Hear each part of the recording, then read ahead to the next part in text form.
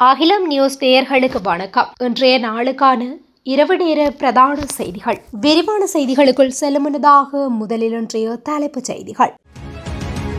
இலங்கையில் வங்கி சேவையை பயன்படுத்தும் பொதுமக்களுக்கான விசேட அறிவித்தல். போதைப் பொருட்களை உடனுக்குடன் அளிக்க ஜனாதிபதி உத்தரவு.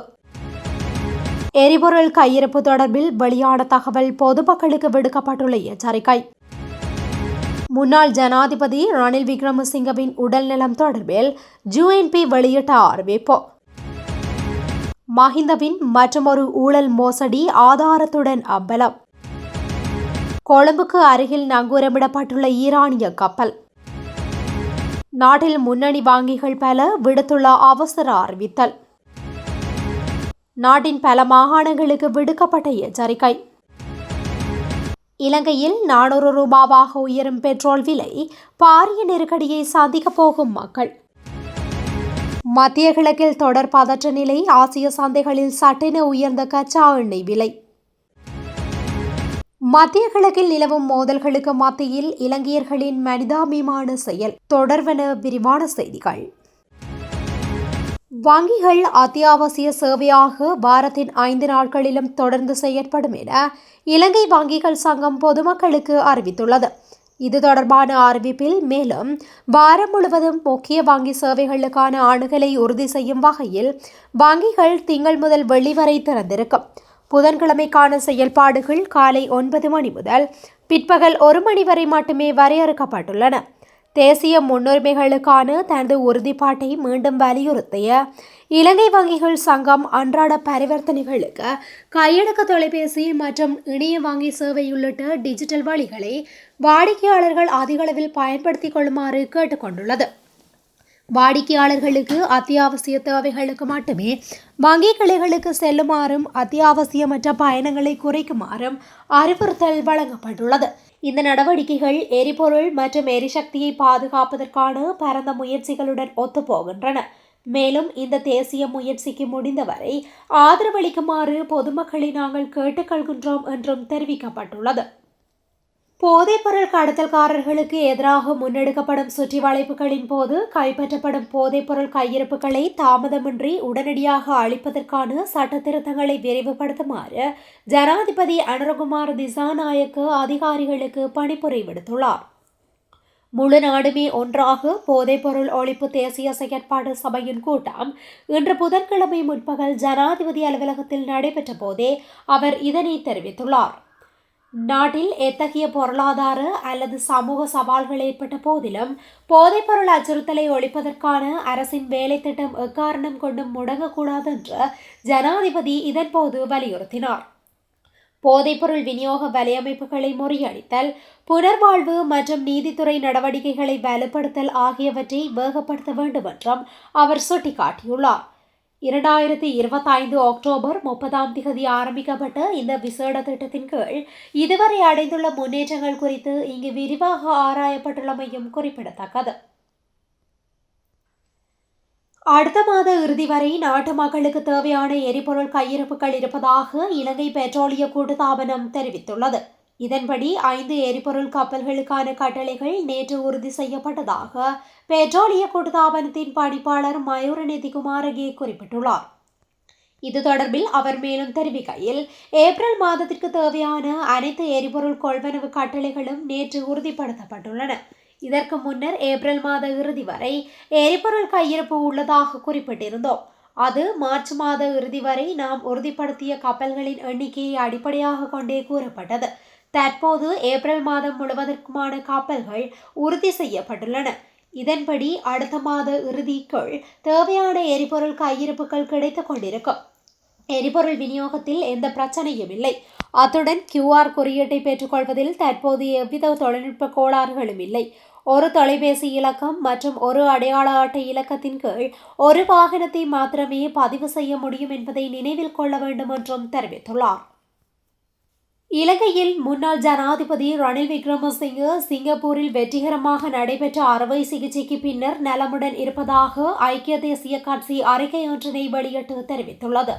ரணில் விக்ரமசிங்க இன்னும் சில நாட்களுக்கு மருத்துவமனையில் மருத்துவ கண்காணிப்பில் இருப்பார் என்றும் அந்த கட்சியின் தலைவர் வஜிர அபேவர்தன குறிப்பிட்டுள்ளார். ரணில் விக்ரமசிங்கவின் பிறந்த நாளன்றும் மத அனுஷ்டானங்களை அந்நாளை கொண்டாடவுள்ள தமது கட்சி ஆதரவாளர்களுக்கும் நன்றி தெரிவித்துள்ளார். ஸ்ரீலங்கன் ஏர்லைன்ஸ் நிறுவனத்தின் முன்னாள் பிரதம நிறைவேற்று அதிகாரி கபில சந்திரசேன தனது முன்னைய வாக்குமூலம் லஞ்சம் மற்றும் ஊழல் குற்றச்சாட்டுகளை விசாரிக்கும் ஆணைக்குழுவிற்கு மிரட்டல் சூழ்நிலையில் பெறப்பட்டதாக கூறும் சத்தியப்பிரமாணம் அவரது வழக்கறிஞர்களால் ஊடகங்களுக்கு வெளியிடப்பட்டுள்ளது. லஞ்சம் மற்றும் ஊழல் குற்றச்சாட்டுகளை விசாரிக்கும் ஆணைக்குழுவினால் கொழும்பு பிரதான நீதவான் நீதிமன்றத்திற்கு தெரிவித்ததை அடுத்து இந்த முன்னேற்றம் ஏற்பட்டுள்ளது. சர்ச்சைக்குரிய ஏர்பஸ் விமான பரிவர்த்தனை தொடர்பாக முன்னாள் ஜனாதிபதி மஹிந்த ராஜபக்ஷவுக்கு 3 வெவ்வேறு சந்தர்ப்பங்களில் 60 மில்லியன் ரூபாய் வழங்கப்பட்டதாக ஸ்ரீலங்கன் ஏர்லைன்ஸ் முன்னாள் தலைமை நிர்வாக அதிகாரி கபில சந்திரசேன தெரிவித்துள்ளார். இலங்கையின் லஞ்சம் அல்லது ஊழல் குற்றச்சாட்டுகளை விசாரிக்கும் ஆணைக்குழு இன்று நீதிமன்றத்தில் தெரிவித்தது. ஏர்பஸ் ஒப்பந்தம் தொடர்பான வழக்கு கொழும்பு நீதவான் நீதிமன்றத்தில் விசாரணைக்கு எடுத்துக்கொள்ளப்பட்ட போது இந்த தகவல் வெளியிடப்பட்டுள்ளது.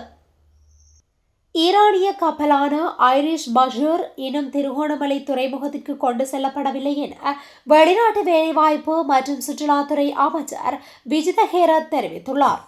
இன்று நடைபெற்ற நாடாளுமன்ற விவாதத்தில் பங்கேற்ற அமைச்சர் அக்கப்பல் தற்போது கொழும்பிலிருந்து சுமார் 9.5 கடல் மைல் தொலைவில் நங்கூரமிட்டுள்ளதாக கூறியுள்ளார். அதன்போது மேலும் கருத்து வெளியிட்ட அவர், ஈரானிய கப்பலான ஐரிஷ் புஷேர் கொழும்பிலிருந்து 9.5 கடல் மைல் தொலைவில் நங்கூரமிடப்பட்டுள்ளது. நாங்கள் அதை திருகோணமலை துறைமுகத்திற்கு கொண்டு செல்ல விரும்புகின்றோம். ஆனால் இயந்திர கோளாறு காரணமாக அவ்வாறு செய்ய முடியவில்லை. அதற்கு தேவையான தொழில்நுட்ப உதவியை மற்றொரு தனியார் நிறுவனத்திடமிருந்து பெற்றுள்ளோம். நாங்கள் கப்பலை திருகோணமலை துறைமுகத்திற்கு கொண்டு சென்று நிறுத்தி வைப்போம் என்றார். நாட்டில் நிலவி வரும் அசாதாரண சூழ்நிலையை முன்னிட்டு சில முன்னணி வங்கிகள் தங்களின் கிளை சேவை நேரங்களில் தற்காலிக மாற்றங்களை அறிவித்துள்ளன. இதன்படி கமர்ஷியல் பேங்க் வெளியிட்டுள்ள அறிவிப்பின்படி 2026 மார்ச் 18 முதல் மறு அறிவிப்பு வரும் வரை ஒவ்வொரு புதன்கிழமையும் வங்கியின் கிளைகள் குறைந்த நேரத்தில் மட்டுமே திறந்திருக்கும் என அறிவித்துள்ளது. அதன்படி மினிகாம் கிளைகள் மற்றும் சூப்பர் மார்க்கெட் கிளைகள் காலை 9 மணி முதல் பிற்பகல் 3 மணி வரை செயற்படும். மற்ற கிளைகள் காலை 9 மணி முதல் பிற்பகல் 1 மணி வரை மட்டுமே வங்கி சேவைகளை வழங்கும் என தெரிவிக்கப்பட்டுள்ளது. இதேபோல் ஜெலான் பேங்க் வெளியிட்டுள்ள அறிவிப்பில் 2026 மார்ச் 18 முதல் மறு அறிவிப்பு வரும் வரை ஒவ்வொரு புதன்கிழமையும் அனைத்து செலான் வங்கி கிளைகளும் காலை 9 மணி முதல் மதியம் 1 மணி வரை மட்டுமே செயற்படும் என குறிப்பிடப்பட்டுள்ளது. வாடிக்கையாளர்கள் தங்களின் வங்கி தேவைகளுக்காக 24 மணி நேர ஸ்மார்ட் வங்கி சேவைகளை பயன்படுத்துமாறும் வங்கி கேட்டுக்கொண்டுள்ளது. மேலும் டிஎஃப்சிசி பேங்க் தனது கிளைகளின் சேவை நேரத்திலும் மாற்றத்தை அறிவித்துள்ளது. அதன்படி ஒவ்வொரு புதன்கிழமையும் காலை 9 மணி முதல் மதியம் 1 மணி வரை மட்டுமே கிளைகள் திறந்திருக்கும் என தெரிவிக்கப்பட்டுள்ளது. வாடிக்கையாளர்கள் டிஎஃப்சிசி ஒன் மொபைல் செயலி அல்லது இணைய வங்கி சேவைகள் மூலம் எப்போது வேண்டுமானாலும் தங்கள் வங்கி பணிகளை மேற்கொள்ளலாம் எனவும் வங்கி மேலும் அறிவுறுத்தியுள்ளது. மேலும் ஏதேனும் உதவி தேவைப்பட்டால் எங்கள் 24 மணி நேர தொடர்பு மையத்தை 011 235 0000 என்ற எண்ணில் தொடர்பு கொள்ளவும். மேலதிக தகவல்களுக்கு எங்கள் இணையதளமான www.dfcc.lk பார்வையிடலாம் என குறிப்பிடப்பட்டுள்ளது. NDB வங்கி வெளியிட்ட அறிவிப்பில் 18/3/2026 முதல் மறு அறிவித்தல் வரை எமது சகல கிளைகளினதும் அலுவலக நேரம் ஒவ்வொரு புதன்கிழமையும் காலை 9 மணி முதல் மதியம் 1 மணி வரை மட்டுப்படுத்தப்படும் என தெரிவித்துள்ளது. நாட்டின் பல மாகாணங்களில் இன்று பிற்பகல் கடும் மின்னல் தாக்கத்துடன் கூடிய மழை பெய்யக்கூடும் என வளிமண்டலவியல் திணைக்களம் எச்சரிக்கை விடுத்துள்ளது. அதன்படி மேல் சப்ரகமுவ, மத்திய, வடமத்திய, தென், ஊவா, வடமேல் மற்றும் கிழக்கு மாகாணங்கள் மற்றும் மன்னார் மாவட்டம் ஆகிய பகுதிகள் அதிக பாதிப்புக்குள்ளாகக்கூடிய இடங்களாக அடையாளப்படுத்தப்பட்டுள்ளன. குறித்த பகுதிகளில் இடியுடன் கூடிய மழை பெய்யும் போது தற்காலிகமாக பலத்த காற்றும் வீசக்கூடும். அத்துடன் பலத்த மின்னல் தாக்கங்கள் ஏற்படுவதற்கான அதிக சாத்தியக்கூறுகள் காணப்படுவதாக திணைக்களம் சுட்டிக்காட்டியுள்ளது. மின்னல் தாக்கங்களினால் ஏற்படக்கூடிய உயிரிழப்புகள் மற்றும் சொத்து சேதங்களை தவிர்த்து கொள்ள பொதுமக்கள் தகுந்த பாதுகாப்பு நடவடிக்கைகளை மேற்கொள்ளுமாறு கேட்டுக் கொள்ளப்பட்டுள்ளனர். எனவே இடியுடன் கூடிய மழை பெய்யும் போது பொதுவெளிகளிலும் மரங்களுக்கு அடியிலும் இருப்பதை தவிர்க்குமாறு அறிவுறுத்தப்பட்டுள்ளது. மத்திய கிழக்கு போர் பதற்றம் காரணமாக இலங்கையில் பெட்ரோல் 1 லிட்டரின் விலை 400 ரூபாய் வரையில் அதிகரிக்கக்கூடும் என பேராதனை பல்கலைக்கழக பேராசிரியர் பிரசன்ன பெரேரோ தெரிவித்துள்ளார். டீசல் லிட்டர் ஒன்றின் விலை 390 முதல் 400 ரூபாய் வரையிலும் உயரக்கூடும் என்றும் அவர் எச்சரிக்கை விடுத்துள்ளார்.